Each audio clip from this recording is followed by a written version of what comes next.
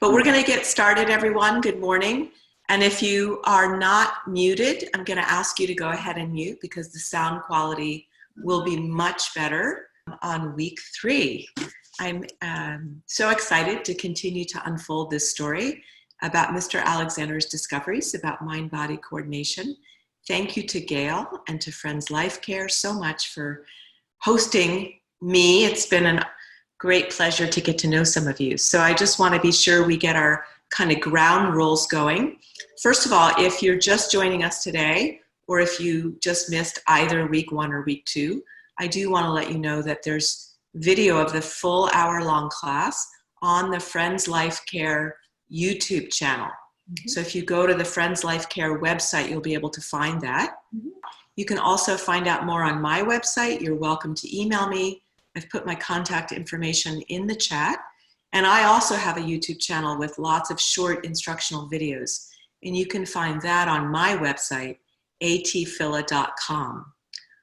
We welcome interaction, but we're limited in how we can do that with such a large class. We're thrilled so many of you are here. So I encourage you to use the chat if you have a question instead of unmuting yourself. And Gail's going to help me out by kind of keeping track of those. And I'm going to periodically check in with Gail, just so you know that I want to hear your comments and I want to know what your questions are, but we're going to try to do that so that we don't interrupt the flow of class quite so much. And I have, I just want to alert you one more thing. I am rather fond of interacting with my students. It's been quite a learning curve to do that online. And this is another learning curve to have such a crowd. So what I'd like to show you is at the bottom of your screen, off to the right, next to leave, it is on my screen, there's a little round button that says reactions. And if you are close enough to your computer and if you're comfortable enough doing that, at times, I'm going to thank you, Randy. Randy found his reactions button. A thumbs up. Thank you for that. So there's a thumbs up, which means I'm with you, I understand, I can hear you. And there's also an applause one, which of course I wouldn't mind. But also if you're having a problem, you can do this, right? If you can't hear me, if you don't understand, you can wave and put it in the chat as well if there's a problem. And Gail will keep an eye on that and let me know. Oh, and Martha, could I say one more thing too? If you, you can have your screen either in speaker view where you just see Ariel, or you can have it in gallery view where you see everyone. So when she's demonstrating things, you might want to put it in speaker view just so you can have a really good picture of what she's doing. Absolutely. Thank you so much for that, Gail. And adding on to that, if you go to speaker view right now, I should pop up. And then additionally, what you can do is there's 3 small horizontally placed dots. And if you click on the 3 dots, you can pin my video. And that will also kind of keep me there so you can see me. Okay. Moving right along. I am going to share a screen. Oh, let's see. And I'm going to play from the start. And officially welcome you. I started studying this work, Alexander Technique, as a young dancer. And this is my 32nd year, I believe, of teaching. And I've been so fortunate to teach many communities of seniors, which has taught me so much about how this work has a very practical impact on people's lives. I want to kind of start with a review from last week. We didn't quite make it through everything. One of my favorite things to talk about is what I call posture myth busting. In the last couple of weeks, we've talked about how this work is essentially a tool about our thinking, that we always embody, we always physicalize what we think.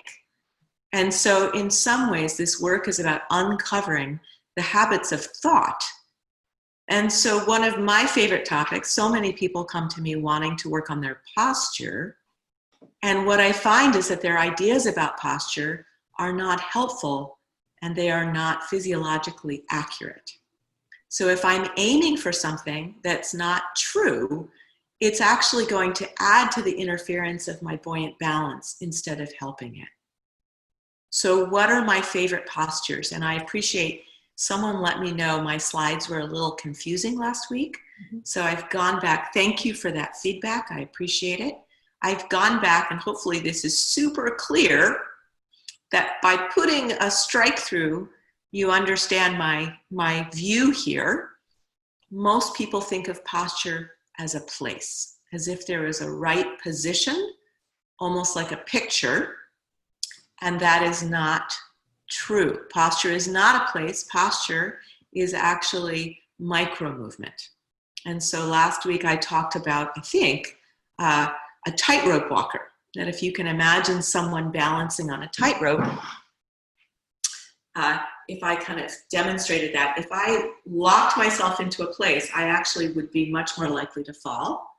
That in fact, when you watch someone tightrope walk, what you see is a lot of movement to keep their balance.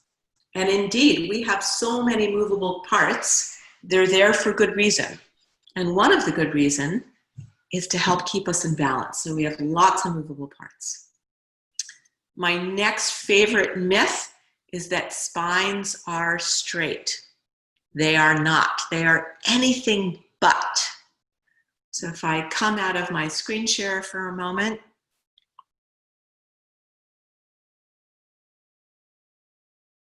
and if I pin my own video so I can make sure you can see Fred. Fred says, good morning, how are you? If I give you a side view, can you give me a thumbs up if you can see Fred, please, so I know? Great, thank you. So if I start at the bottom of Fred's spine, thank you for those reactions, guys. I've got my finger on Fred's tailbone, and his tailbone is curved towards the front of his body. And then you can join along with me in this guided tour if you'd like. You're not going to find your tailbone, it's too far down. But if I come up a little bit, you're going to find your sacrum. And your sacrum is in between your pelvic halves. If I turn around, this is my sacrum. It's quite bony and close to the surface. So you can feel that rounded cup to the back, and you can see that curve, I think, I hope. So from this backward curve in our spine, now the curve goes forward. You can see that forward curve in our lumbar spine. So that's where things like lumbar support pillows, or some of us have buttons in our cars to increase that support here. That goes forward. And then right here is my thoracic curve is going backward. And then my neck curve goes forward, but it doesn't go forward and stay forward. It actually comes up and back to the place where my skull rests. So that's 5 directions of curves, guys. From forward, it goes back, forward, and then up and back at the top. So nothing straight about it. And in fact, when you aim for straight, I would propose that you tighten yourselves. But I hope you remember my most important policy, which is I don't want you to believe me. So it's time for our first experiment. So I said earlier that we always do what we think. And I also just tried to prove to you and show you that it's not my opinion that your spines are not straight. And I just said that when you think of your spine as straight, it actually adds interference. So let's find out if that's true. So I'm going to ask you all to join me in a very gentle little slump. Just a little soft one. Please don't hurt yourselves, all right? I'm going to do a little bit bigger so you can see. Okay, so now what I'm going to ask you to do is I'm going to ask you to sit up straight. Okay, so if you added tension, I'd like you to give me a thumbs up, please. If you just added muscular tension, I'd like you to give me a thumbs up. I'm going to go right into gallery view so I can see. I'm seeing a lot of thumbs up. Are you seeing them? Okay, so now, I mean, it's sad to me because that's pretty much the most prevalent idea about posture is to sit up straight, right? So now let's do another experiment, because what are you gonna do? That's fine if you're standing, because guess what? The other thing people ask you to do is stand up straight, and it's really no different. Well, I mean, it's different in some ways, and I'll talk about that in a bit. But now we're gonna do a little experiment. So if I don't aim for straight, my goodness, what do? Well, first of all, you're gonna move your head. You're gonna move your head from your spine, and you're gonna let it free in an upwards direction, and you're gonna let your head balance over your pelvis, and you're just gonna let your low back free forward, and your upper back free back, and your head be right on top. So don't aim to straighten it out, please. And then do me a favor and give me a thumbs up if that feels a little freer than what you did when you straightened up. Doesn't have to be all the way free, it just needs to be a little bit freer. If you're not sure, I have a very simple suggestion, which is that we are going to repeat the experiment. It's how we learn. It's how we learned how to walk. It's how we learned how to add, subtract, juggle, whatever you've learned to do, you had to repeat. So let's repeat the experiment. Very softly, please, have a little slump. And then give me your best sit up straight or stand up straight posture, please. And I want you to look at people's faces, because we get a little bit tighter when we do that. I have yet to see anyone not get tighter, by the way, in 32 years of teaching. Right? I like to say, if that works for you and you come into buoyant balance, by all means think that, but I've never seen that happen yet. You could be my first, though. I'm open to the possibility. All right, do you feel that added tension? All right, so now very gently, just take a little tiny slump, a little baby slump again. And then we're not aiming for a straight line because it's not. So I'm gonna just gently let my head float up, and I'm gonna let my low back spill forward just a little tiny bit, balance by my ribs, right? My thoracic spine is where my ribs are.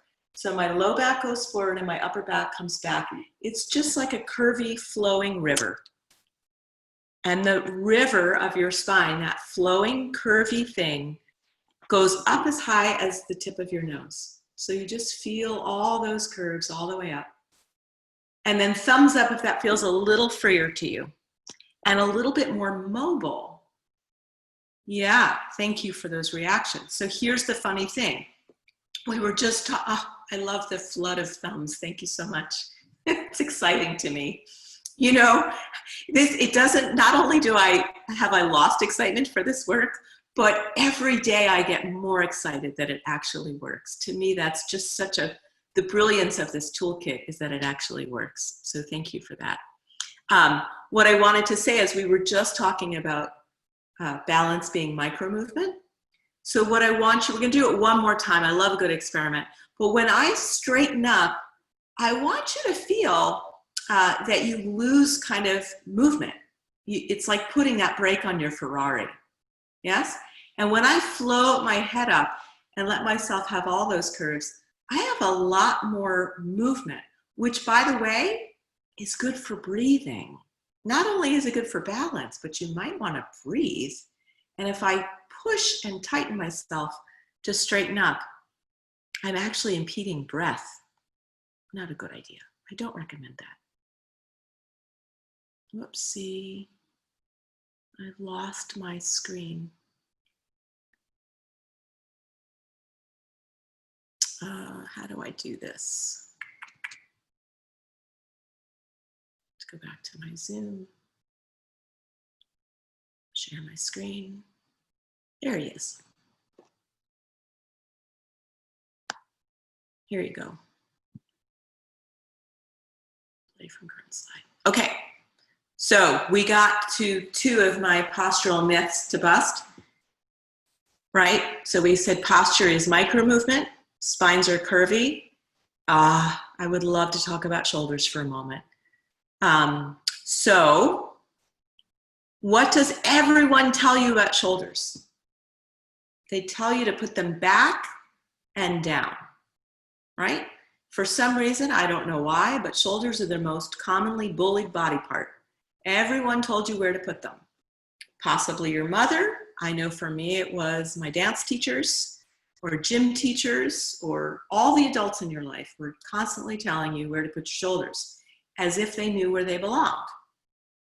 Now, if I go back to my idea that posture is not a place, I want to remind you there's no one right place for your shoulders. They're a highly mobile joint. Shoulder joints are some of the most mobile we have in our bodies.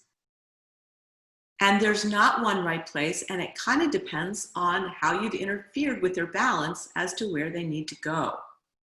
I mean, that almost makes sense, doesn't it? So why does everyone want you to put your shoulders back and down? Because most of you have rolled your shoulders forward, and most of the time we've allowed the back of our shoulder structure, our shoulder blade, to rise up. But I'd like you to kind of feel something for a moment with me, please. Will you please put your fingertips very lightly on your collarbones? Your collarbones are these kind of horizontally placed bones. They come right off your sternum, right? So if you lift your shoulders up gently, you'll feel them they'll raise like windshield wipers like this, right? And then you can just gently let them float back down.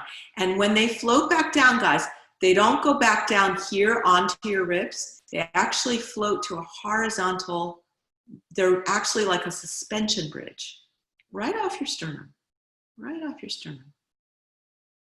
Great. So when my head drops down and forward, I want you to feel what happens to those collarbones. Your collarbones are actually rolling down. But if it's comfortable to put a hand on the back of your shoulder blade, I want you to feel that your shoulder blade's coming up.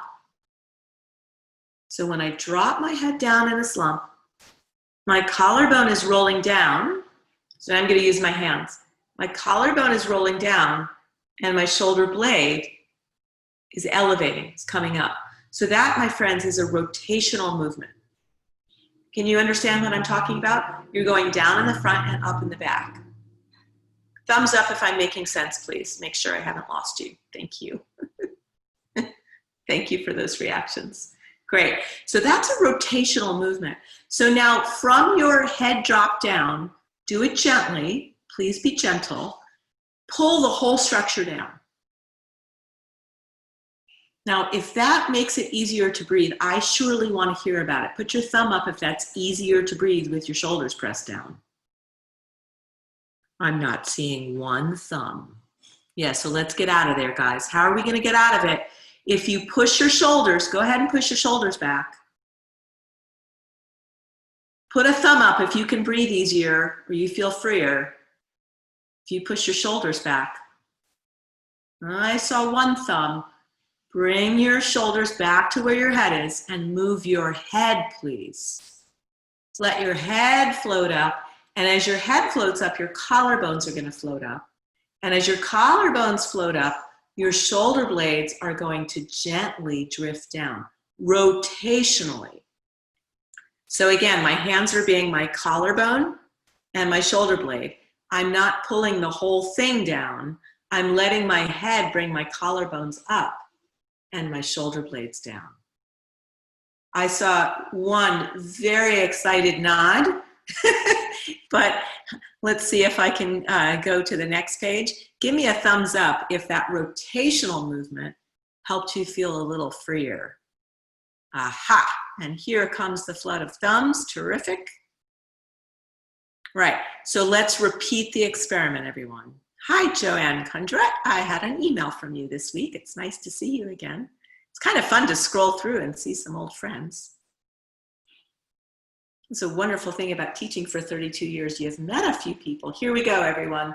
Very gently, you're going to let your head drop down.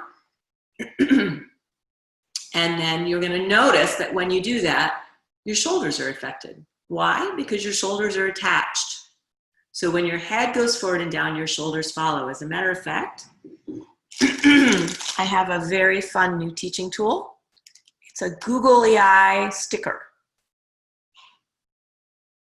Let's see. Some new pollen came out today. I can feel it. There's my googly eye sticker. Can you see it? I'm going to put my sticker on the top of my humeral head. This is my upper arm bone, and that's where the head of that bone is. So I want to show you that when I drop my head down and forward, you can see the googly eye sticker move. And the sticker moved towards the front of my torso. And if this is my eyeball seeing the side of the room, when I slump, that eyeball is now seeing towards the front of the room. So if I pull my shoulders back, I want you to see that my neck is getting overstretched and quite tight.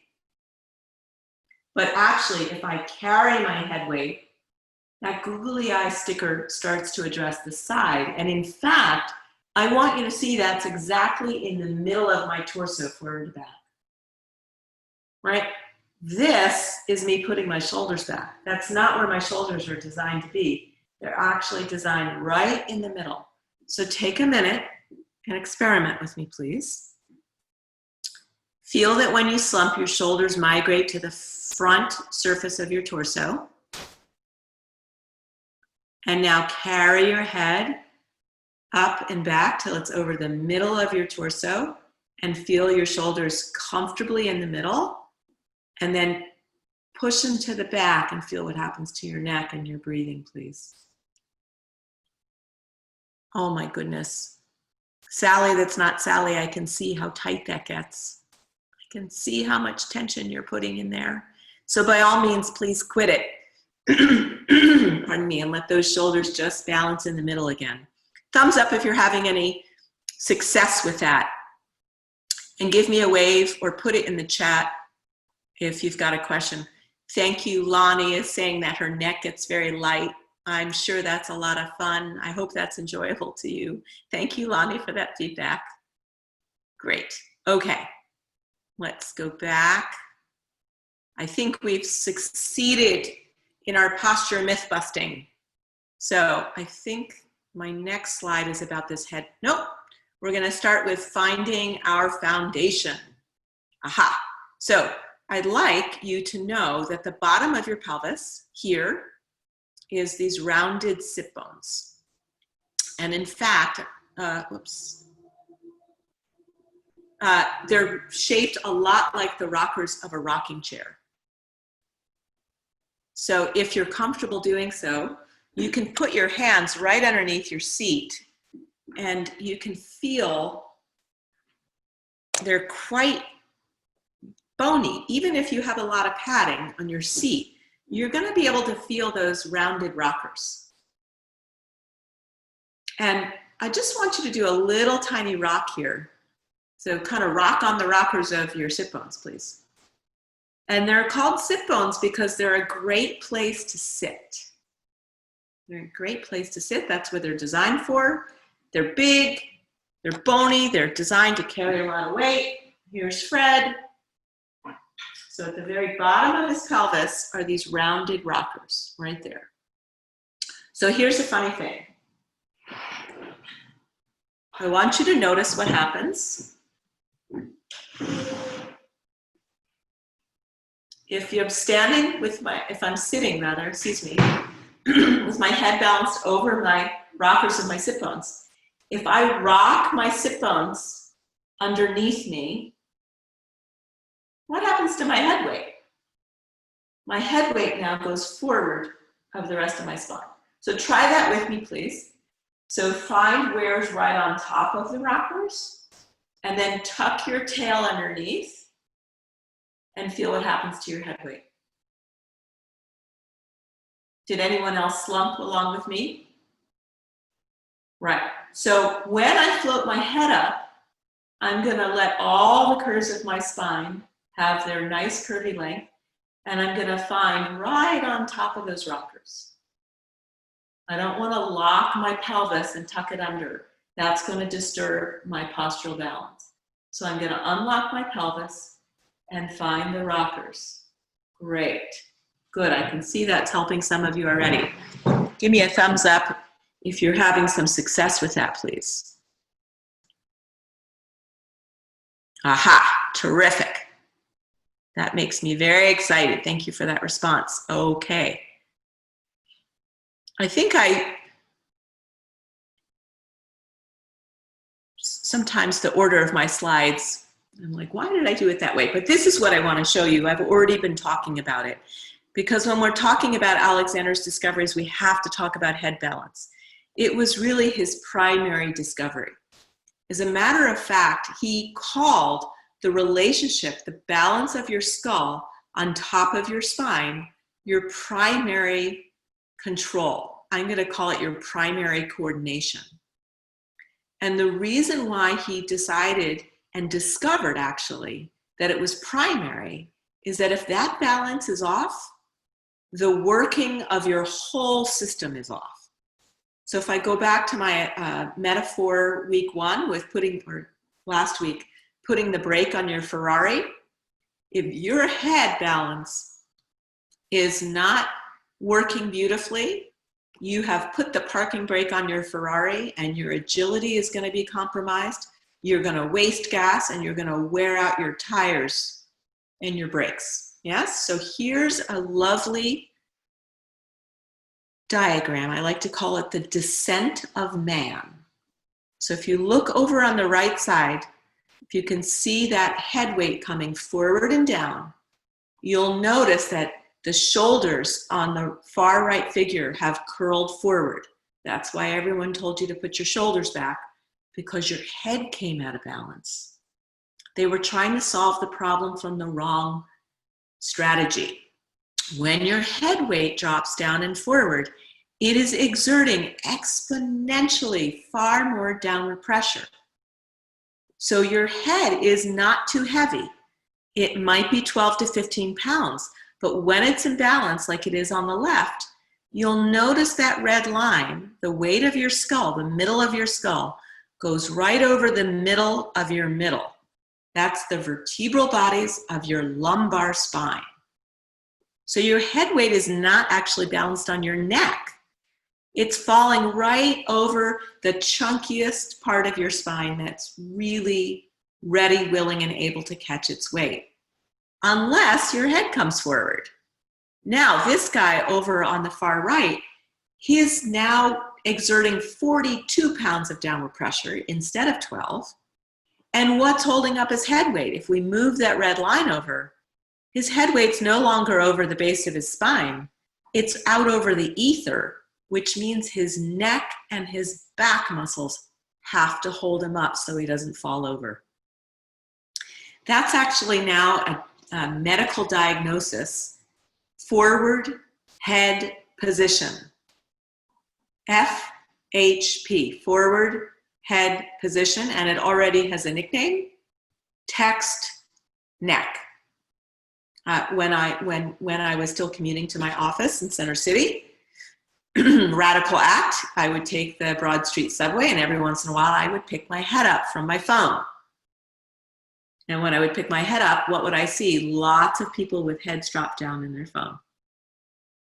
Yes?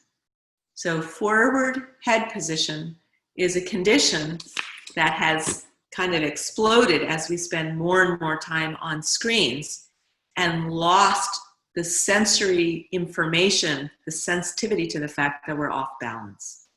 So if you drop your head down to look at your phone and then pull your shoulders back, I dare say you've added tension, and you will never reduce tension by adding it. So if you're looking at your phone and you let your head drift up and back, and you let those collarbones float up, and let your shoulder blades release down your back, not pull, you start to experience buoyant balance restored. You don't have to create that. You just have to stop getting in its way. You really are built to be. So we have a question. Gail, I'm going to check in with you about questions. Yeah, so it seems like people are understanding that it's really important to keep your head in the center of your body, but they're wondering, like, how do I do it? Like if I'm reading a book and my head and neck slumps, how do I prevent that? Do I pull in my abdomen when I'm trying to keep my, when I'm doing the pelvic tilt? So that sort of question. Well, thank you for those questions. So I am not a fan of overdoing this kind of core support idea. We absolutely need core support, and I'm not saying you shouldn't train for that, but I want to do a very quick experiment. And then I'm going to do a teaching about looking down at your phone or book or computer. But I want you to tighten your abdominal wall, please. And I want you to feel what happens to your head balance. Did anyone notice a tightening of their neck? Did you see my head come forward and down? Mm-hmm. I'll do it again. Did you see my head kind of come into my tortoiseshell? So here's the funny thing. Slump, everybody, softly. And now let your head come into balance. It's going to come back and up in space. And I want you to feel your abdominal wall actually is going to have some more tone when you do that. Did you feel it? Mm-hmm. Put one hand, please, right on your abdominal, on your tummy. And put the other hand, I'm going to switch sides. Put one hand on your tummy and one hand on the small of your back. So in between your hands is that chunky part of your lumbar spine. The weight-bearing portion of your spine is not in the back where you feel the spinous process. It's in between your hands. So if I drop my head weight down, my belly poofs out and gets slack. And my back actually starts working harder. Can you feel that? So now if I float my head weight up and back until I ask, am I over the middle of my middle? Your abdominal wall is going to get a little bit more tone, and your low back is going to release, and also your neck muscles are going to release a little bit. If it's too uncomfortable to have a hand forward and back, just do one hand at a time. I overdid it on my planks, and so my shoulder is not so happy with my hand back there today. Let's do it one more time. So if I drop my head down, my abdominal wall gets completely slack, and my back is working extra time, overtime, and my neck is working. You could also put a hand right on the upper portion of your trapezius muscles in the back of your neck. So if I float my head back until it's over the middle of my middle, my neck muscles release, my abdominal wall actually starts to tone up, not contract and tighten and pull me down, and my low back starts to release. So the good news is you don't need to micromanage which muscles you use. You don't have to kind of hulkify and overuse your abdominal wall. You come into balance, and the appropriate muscles are much more likely to fire unless there's some kind of pathology. And then we need some little help with retraining if that's true. Well, so Ariel, if you're working on a cell phone, like somebody told me once just to hold it up instead of looking down. You just kind of try to hold it at eye level as you're working on it. Because sometimes we do have to look down, and you know you're anticipating my next step. Oh, okay, thanks. Bear with me. I know sometimes I tell a long story. I just want to see if I have another slide here. Okay. So we're going to talk about rolling down to look down. And what I want you to notice is the fulcrum, the place that movement is happening. So if you all grab your phone, if you have one, or a piece of paper or something, I just want you to notice what your habit is of when you go to look at your phone. So the most common thing I see is that people drop their head down. And I want you to see that the movement is happening kind of right at the base of my neck. And I want you to notice that when I drop down, there's my shoulders rolling forward, and I can feel it's a little harder to breathe, right? Thumbs up if you can feel that, if you recognize a kind of bending at the base of your neck and dropping your head down. Because good for you if you can recognize that habit. So Gail is absolutely right. One solution is to let the phone come to you. It's an absolutely terrific idea, and it works. Yes? So just do that for a moment. It might feel really strange. to let the phone come all the way up to your eyes. Now, I do want to caution you to something, because remember when I said we always do what we think? We're going to try a very quick experiment. Experiment number 1 is don't move your head. Do not move your head under any circumstances. Do not let your head move and bring your phone up. That was experiment number 1. And I just want you to notice how free or buoyant or comfortable that was.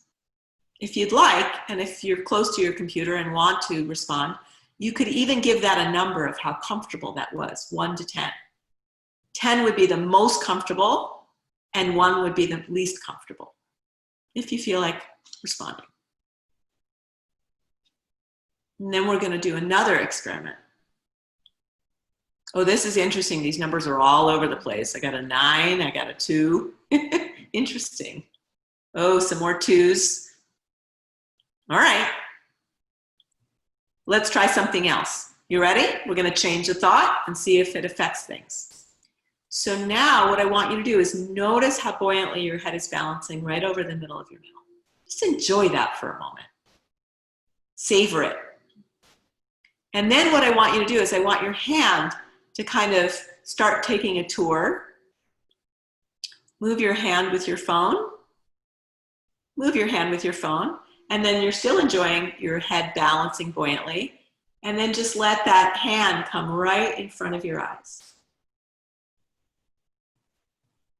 So I tricked you a little bit. Yes, I tried to get you to move your phone to your eyes without you putting the brake on the Ferrari. Yeah, so let me know. You can put a number again, but it would be more helpful to know, did you get freer when you did it that way? Did you get tighter when you did it that way, moving your hand to where your eyes were, as opposed to holding your head? Freer, about the same, fair enough, because we might need to repeat the experiment, right? That's what scientists do. Freer, a little freer. Well, a little bit counts, by the way. Then we get to build on success. Freer, wonderful. I felt silly. Well, that's fair enough, because that was a silly experiment. So now let's do it one more time. And instead of doing a guided tour that would look pretty silly if I was back on the Broad Street subway, someone might really worry about me. Just enjoy the buoyant balance of your head right over the middle of your middle. So you might have to rock around on those rockers a little bit to find it. And then just enjoy your hand moving all the way up to where your head is balanced. Great. So you don't have to wiggle around and look funny to find freedom. That's just my way of getting you to explore a little bit. Yes? Nice. Okay. Bringing the phone up didn't interfere with free. Well, hooray, you get some snaps from me, because that's exactly what I'm trying to get at. So look, sometimes we do need to look down. So let's talk about standing a little bit, because I want to make sure I get to that. And I'm going to do my roll down to look down from standing, because a lot of times I have seniors that are very concerned about tripping. And so I show them how to bring their head in balance, and then they go to walk and they drop their head down to look. So we're going to talk about standing and looking down. Sound good? If you'd like to join me in standing, please do so. If you prefer to stay seated, of course, please take care of yourselves. That is your primary responsibility here. And if it would be helpful to have a chair for balance, then by all means do that.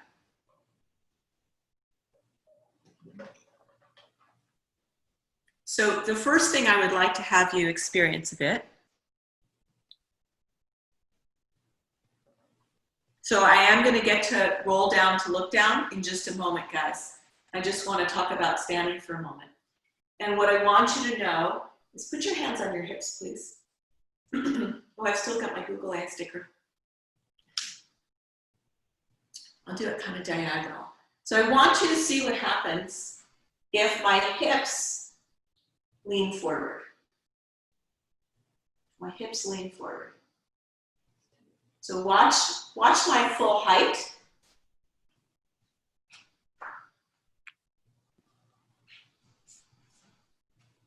So if my hips lean forward, can you see I get shorter, right? So then I'm not going to put my hips back because that doesn't do anything I want it to do, right? So where do I leave movement from? The top of my spine, so I find my nodding joints. I let my head drift up, and then my hips are just going to fall underneath my head. Fall underneath my head, right? So I'm going to let my hips come right underneath my head, and there's my full head. Now, one trick that I found completely helpful for about 99% of my students. I once had a student that this did not work for. So you have to find out. But let's put your feet side by side. Actually, let's put them together for a moment. And I just want you to feel how hard you have to work to balance here. Right? When we make a narrow base, it is more work to balance. Yes? So now widen your base to be hip width apart. And I just want you to feel that already that is more stable and less work to balance. Thumbs up. Oh, you can't do thumbs up if you're standing, sorry. You can just show me a physical thumbs up. Okay, so now here's the trick. You ready for the trick? Thank you for thumbs up. Now I can't see myself. If I go from feet side by side, you're side by side. Now I'm going to slide one foot straight back. So please notice that I didn't slide it and narrow it when I went straight back. I went straight back this way, and then I just turn that leg out. So I bring my heel in or my toes out a little bit. I hope you can see that. So I go from narrow to hip width, and then I slide one foot back, and I turn it out a little bit. So what I've done, everyone, is I've made my base wide and deep. So now it's three-dimensional, and I want you to shift your weight around. And I want you to notice something else about that. Put your feet side by side again and lean your hips forward. I actually nicknamed this habit because it's so popular. I nicknamed this habit leaning into the kitchen counter when the kitchen counter isn't there. And next time you're in your kitchen and you are cutting some carrots or washing dishes, I want you to find out if you do this habit, because lots of you do. Yes? So now I just want you to slide one foot back and turn it out. And try to lean again, because for most of us, it's harder to lean when we have our feet in what in martial arts is called 70-30. It just means that 70% of your weight is in the back foot, but really what's great about this is that it's quite mobile in its stability. This is a great place to brush your teeth from. It's a great place to wash dishes from, to chop carrots. Yes, if you're at a standing desk, so important. If you stand at a standing desk with your hips forward, your neck is going to be forward. So if I can get you in 70-30 and get those hips underneath you, that standing desk is going to serve you even better. Even better. Come on back to the screen with me and let me know how you did. Give me a thumbs up if you had any success. Put a question right in the comments if you have a question for me, and then we're going to talk about rolling down to look down. So I see someone asked, you know, I don't have to just look down, I actually have to work. I understand. And someone asked earlier too, it's like, well, this is great, I can find that balance, but how do I keep it going? And well, there you go. That's a lifelong study. We have to remind ourselves. As a matter of fact, I've just created a program of little videos that I'm sending to my people who are enrolled in the program that actually shows them how to do it. And then I'm having them set timers to get in the habit of reminding themselves. But I do want to give you the kind of good news here. We've developed habits of kind of sitting and squashing our buoyant balance. Sometimes those habits come out of because we were taught to do things like sit up straight. We also were asked to sit still all day long as kids. And so there's lots of layers of learning of kind of overriding and getting in the way of our buoyant balance. But it's still in there. And I want you to know you can uncover it. And the more you practice and inquire and invite it back, there will be some momentum. So next time your neck is stiff, next time your back is complaining to you, instead of yelling at your neck or your back, what's wrong with you? Move your head and ask where your buoyant balance is. And every time you refresh that balance, it's like a small radical act. And the world needs our radical acts right now. And we're going to come into balance, and it will start to occur to you more often that you have an alternative choice rather than just yanking on yourself and adding tension to tension. All right, here we go. We are going to roll down to look down. So we started our exploration, and we started to uncover our habit of moving from the fulcrum of the base of my neck that causes a lot of downward pull. So now what I'd like you to do is look at the horizon and put your fingers right in your ears. And what I want you to do is first find that balance of your head over your pelvis if you're sitting. And if I'm standing, it's over my hips and my ankle joints. Feet are kind of long. My ankle joints is where I want to stand with my head balance. All right, now you're going to nod to drop your eyes. You're going to nod. So I'm moving at the fulcrum of the top of my spine. So if I nod to look down, that's quite different than if I drop to look down. Can you see the difference? And can you feel the difference? So it matters where we initiate the movement from.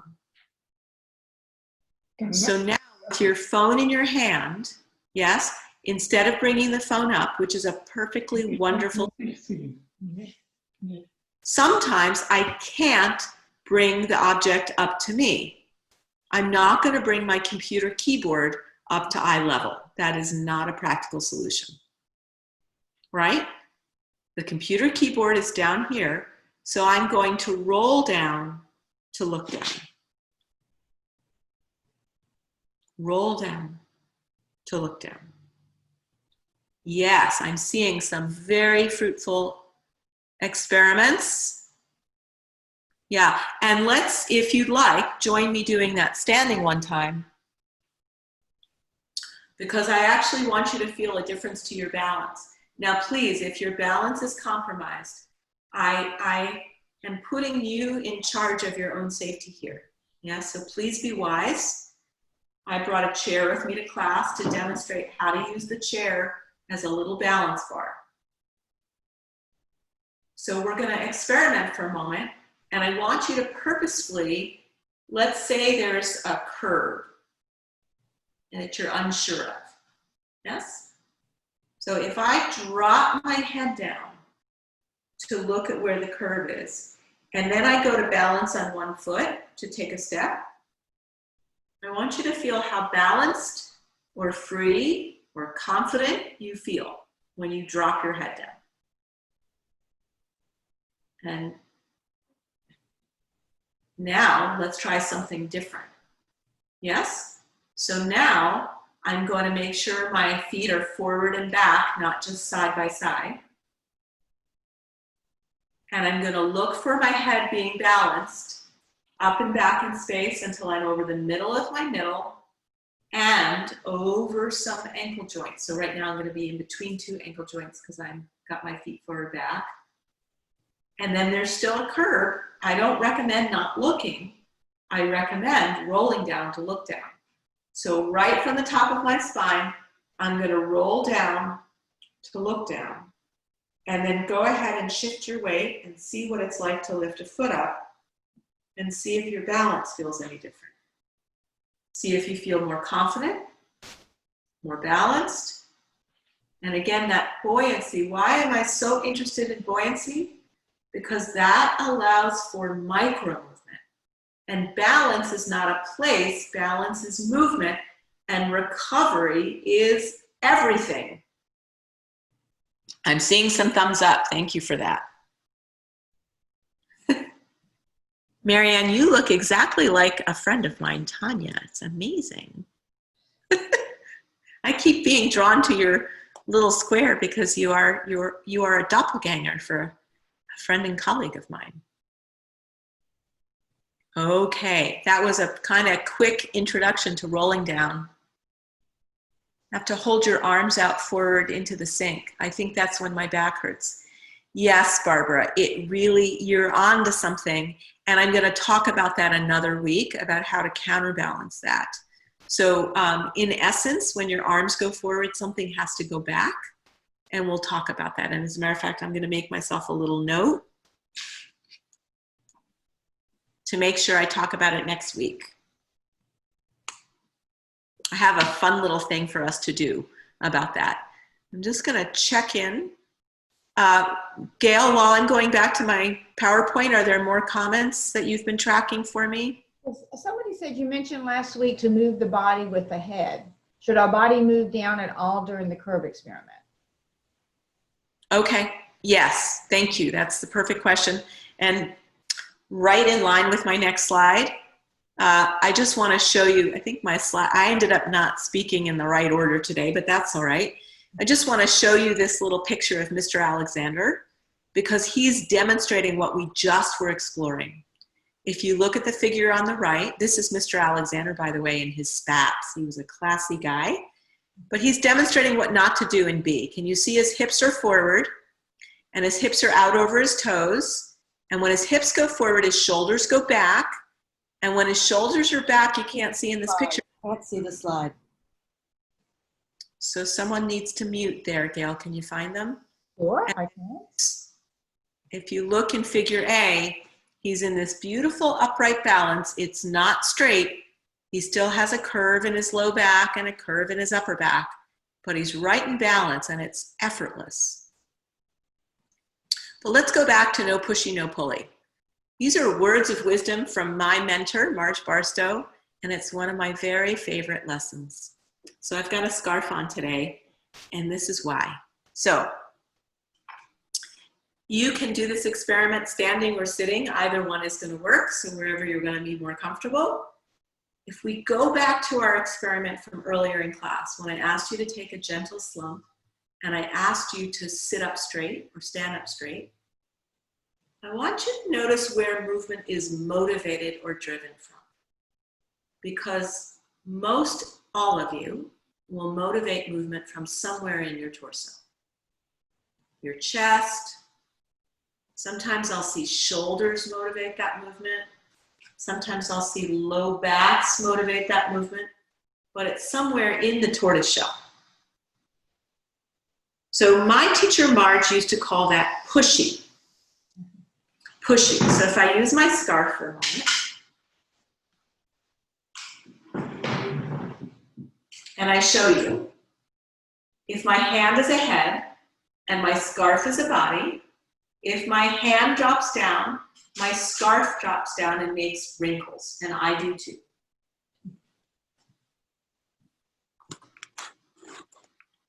If my scarf drops down, if my hand drops down, my scarf drops down, and if my head drops down, my body drops down. So that's my head leading my body. This is my head, and this is my body. If I push from the middle, I move the wrinkles, but I don't get rid of them. Can you see that? If I move from the middle, I move the tension, but I don't get rid of it. That's that increase of pressure that we were feeling earlier. So now if I lead with my head and let my body follow, what I get is this upright dangle into full length. An upright dangle by leading, because what do I keep asking you to find? Your nodding joints. Why? That's where your head meets your spine. So I'm letting my whole head move at the top of my spine to let my whole body follow in sequence. Because it's connected. My scarf and my hand move at the same time. They're connected. Unless I do this. If I step on my scarf and let my head lead, I'm going to get a pull. So right at the border of where my hand is holding my scarf down, there's quite a tug in my scarf. So if I slump again and I move my head, but I don't let my shoulders carry, we were doing this earlier as well, weren't we? When we moved our head, I asked you to notice that your collarbones were coming up and your shoulder blades were coming down. So that was us allowing our body to follow the movement of my head. So in fact, when I go to look down, roll down to look down, as my head moves, my back is actually coming up and over the top if I have to look further. So I'm not just moving my head, I'm moving my head to let my whole body follow. I like to call that the kite tail following the kite. Because the kite tail doesn't need instructions on how to follow the kite. It just follows because it's attached. It just follows because it's attached. So our head's going to lead and our bodies are going to follow with no pushing and no pulling. If my body starts to lead, if we all go to look over our left shoulder for a moment, because if you're still driving, yes, that's a movement we have to make sometime. Mm-hmm. So if you're trying to look over your left shoulder by leading with your body, that's kind of pushy. So come on back. Now do that movement again and lead with your eyes leading your head, but don't let your body move.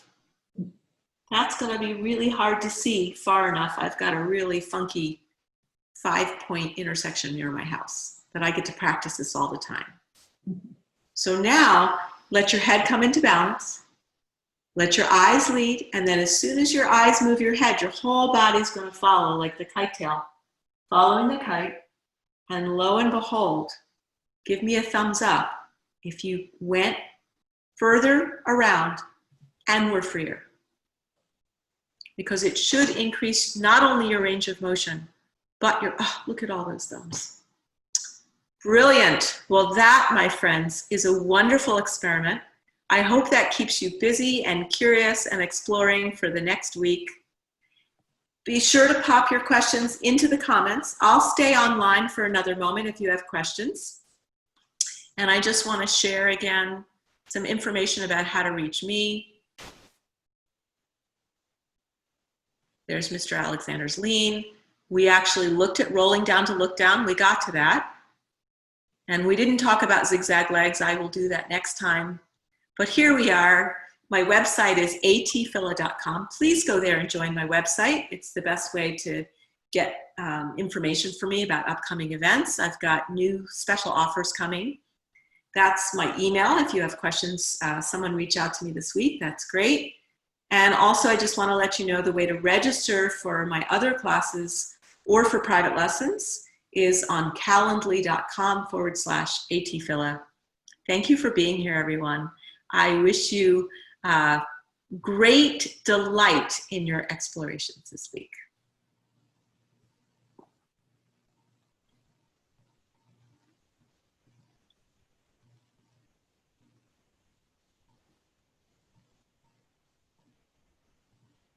Okay, so Ariel, there were a few questions on here. Did you want to address them? Sure. I can't see the chat right now. Do you want to read them to me, please? Oh, sure. Absolutely. So somebody said we want to broaden our shoulders out and not back. That's exactly correct. Yes. Shoulders wide out. That's exactly right. Okay. And somebody said they tried this technique last week when they were driving and it really made a difference. Oh, how exciting. I love that. And I think you already answered the question about how do you keep tension from your neck. That's like moving your whole body at the same time. And somebody else said rolling down feels like I'm having a ripple downwards. Yes, most commonly that tension in our neck happens because of that pulley thing. So if my head is moving and my body isn't following, you will get a very strong pull in your neck. So even though it doesn't look like good posture, to actually let your body follow where your head is, even if it's forward and down, will oddly enough be more comfortable. Mm-hmm. I'm not saying that's what you want to do, but it actually is more balanced and more comfortable. But there's ways of getting around that. I work with actors sometimes, and so Willie Loman isn't going to be upright and buoyant. Willie Loman has to be kind of hunker down. But if they do that with tension, they won't be able to get their voice out. So they have to be able to do that down and dirty posture very buoyantly. So they can do 8 shows a week someday when we get back in theaters. Mhm. Yeah, I'm sorry. Did you have another question, Gail? That's it. Somebody just said thank you. Very helpful. Wonderful. Thank you very much. That's it for this week, and we'll see everybody next week. Look forward to it. Thank you, Ariel. Stay safe, everybody.